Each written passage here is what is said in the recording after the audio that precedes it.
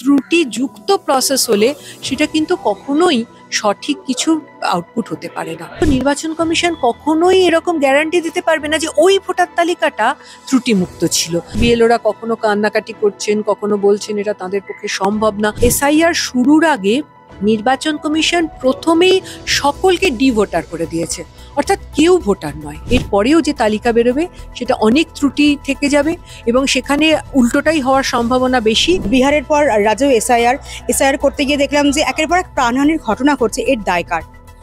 একেবারেই নির্বাচন কমিশনকে এর দায় নিতে হবে এবং অবশ্যই তার সঙ্গে দুটি রাজনৈতিক দল, তৃণমূল কংগ্রেস এবং ভারতীয় জনতা পার্টি, যারা এইটা নিয়ে একটা আরও বেশি মানুষকে আতঙ্কিত করে দিচ্ছে, তাদেরও দায়টা নিতে হবে। প্রথমত নির্বাচন কমিশনের ক্ষেত্রে সমস্ত প্রসেসটার মধ্যেই অনেকগুলো ত্রুটি থেকে গেছে। যেমন আমরা একটা কথা অনেকবার বলেছিলাম যে নির্বাচন কমিশন যে এসআইআর করছে, এসআইআর আমরা চাই না এরকম নয়, আমরা একটা ত্রুটিমুক্ত ভোটার তালিকা সবসময় চেয়ে এসেছি। একেবারেই এটা আমাদের সকলের দাবি যে একটা ভোটার তালিকা প্রস্তুত হোক যেখানে মৃত ভোটারের নাম বাদ যাবে, ভোটার যার কোনো অস্তিত্ব নেই সেই রকম থাকবে না। এগুলো নিশ্চিতভাবে আমরা সবসময় চেয়ে এসেছি। কিন্তু প্রশ্নটা হচ্ছে কেন 2002-এর ভোটার তালিকাটাকে ধরা হলো বেস হিসেবে?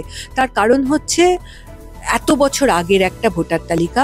দ্বিতীয়ত নির্বাচন কমিশন কখনোই এরকম গ্যারান্টি দিতে পারবে না যে ওই ভোটার তালিকাটা ত্রুটিমুক্ত ছিল। আমি নিজে ব্যক্তিগতভাবেও আমি অনেকের কথা জানি এবং আমরা এইরকম ধরনের অনেক দৃষ্টান্ত নিয়ে তুলে ধরেছি যেখানে ওই ভোটার তালিকা কিন্তু ত্রুটিমুক্ত নয়। সুতরাং একটাকে আমরা বেস ধরলাম এতগুলো বছর আগে। আমরা অনেকবার বলেছি, যেটা পার্টির পক্ষ থেকে বলা হয়েছে, যে মাল্টিপল ভোটার তালিকাকে বেস ধরা উচিত, সেই রকম হলো না। দ্বিতীয়ত প্রসেসটাকে ভীষণভাবে কমপ্লিকেটেড করে দেওয়া হলো। অর্থাৎ একটা জায়গায় দাঁড়িয়ে যেভাবে এই ভোটার তালিকায় নাম না থাকলে 2002-এ যেই সমস্ত বিষয়গুলো প্রত্যেক একজন মানুষকে করতে হবে, সেটা কিন্তু অনেক সাধারণ মানুষের পক্ষে সম্ভব নয়।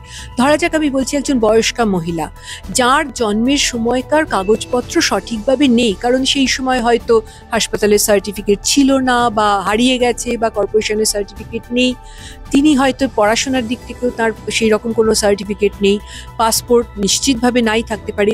এরকমভাবে হতে পারে এই যে 12টা ডকুমেন্টের কথা বলা হচ্ছে, সেই 12টা ডকুমেন্টের কোনোটাই নেই, এটাও হতে পারে।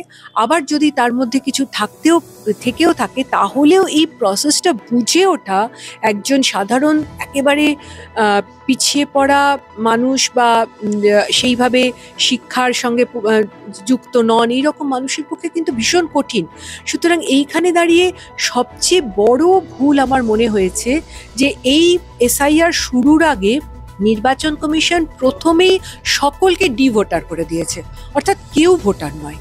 তারপরে আমাদের প্রত্যেককে প্রমাণ করতে হবে যে আমি ভোটার, আমি নাগরিক। এইটা কেন হবে?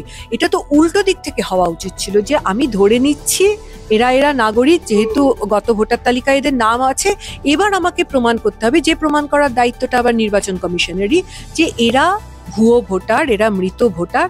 এই প্রমাণটা তখন নির্বাচন কমিশনকে করতে হবে। একেবারে উল্টো দিক থেকে চললো, প্রথমেই ধরে নেওয়া হলো কেউ ভোটার নয়, সুতরাং আমাকে প্রমাণ করতে হবে আমি ভোটার। এইটা একটা অদ্ভুত বিষয়, যেটা আগে কখনো ঘটেনি। কিন্তু তার সঙ্গে সঙ্গে আমরা যেটা দেখতে পেলাম যে এই দুটো রাজনৈতিক দল, তৃণমূল কংগ্রেস এবং ভারতীয় জনতা পার্টি, এটা নিয়ে এমন একটা শুম্ভ নিশুম্ভ লড়াই তৈরি করে দিয়েছে, যার ফলে সাধারণ মানুষ আরো আতঙ্কিত হয়ে পড়ছে। সাধারণ মানুষকে সহায়তা করার জায়গায় সমানে লড়াইটা এইভাবে চালিয়ে যাচ্ছে যে মানুষের মধ্যে অবশ্যই আতঙ্কিত হয়ে পড়ছেন তারা। সুতরাং সেখানে দাঁড়িয়ে এইরকম ধরনের প্রাণহানির ঘটনাটা ঘটছে, যেটা কখনোই অভিপ্রেত নয়। এটার সঙ্গে তো নাগরিকত্ব প্রমাণ ইত্যাদি কোনোটাই যুক্ত থাকার কথা ছিল না। সুতরাং সেখানে এই বিষয়টাকে যেভাবে রাখা হয়েছে মানুষের সামনে, সেটা কিন্তু সত্যি আমাদের মনে হয়েছে এটা অত্যন্ত অন্যায়। এইভাবে কিন্তু হওয়া উচিত ছিল না।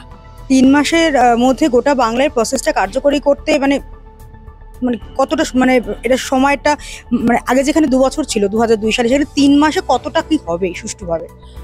সেটা তো হওয়ার কথা নয়। এত মানুষের কাছে পৌঁছনো, এটা তো সাধারণভাবে বিএলওরাই বলছেন সেটা তো আমি টেলিভিশনের পর্দাতেই দেখতে পাচ্ছি যে বিএলওরা কখনো কান্নাকাটি করছেন, কখনো বলছেন এটা তাদের পক্ষে সম্ভব না। ভাবুন না, এত কোটি মানুষের কাছ থেকে ফর্ম কালেক্ট করে তারপর সেগুলোকে তো আবার অ্যানালিসিসও করতে হবে, হিয়ারিং করতে হবে, তাদের ডাকতে হবে, তারা আসবেন, তারপরে তাদের সাক্ষ্য গ্রহণ করে তারপর সেটা সঠিক কি মানসিক চাপ। এবং না, এটা এটা একটা অস্বাভাবিক একটা প্রসেস তৈরি হয়েছে 3 মাসের মধ্যে। আমার জানা নেই 3 মাসের মধ্যে এটা করা সম্ভব কিনা, এবং এখানে আমার মনে হচ্ছে যেটা এর পরেও যে তালিকা বেরোবে সেটা অনেক ত্রুটি থেকে যাবে, এবং সেখানে উল্টোটাই হওয়ার সম্ভাবনা বেশি, যে ভুয়ো নামগুলো থেকে গেল আর হয়তো প্রকৃত ভোটারের নাম বাদ চলে গেল, এটা হওয়ার সম্ভাবনা বেশি। আর একটা কথা আমি বলি, যেমন বয়স্ক ভোটার, আমি এটা ব্যক্তিগতভাবে জানি, কারণ আমার পরিবারের মধ্যেই আমার বাবা, তার 87 বছর বয়স, তার এইরকম একটা জায়গায় গিয়ে তা এইরকম ধরনের মানুষ, তারা কি হিয়ারিং এ যাওয়াটা তাদের পক্ষে সম্ভব? তার জন্য নির্বাচন কমিশন কি ভেবেছে? এইরকম কিন্তু বহু ঘটনা ঘটছে, বহু ত্রুটি থাকছে পুরো প্রসেসটাতে, এবং একটা ত্রুটিযুক্ত প্রসেস হলে সেটা কিন্তু কখনোই সঠিক কিছু আউটপুট হতে পারে না, এটাই আমাদের মনে হয়েছে সবসময়।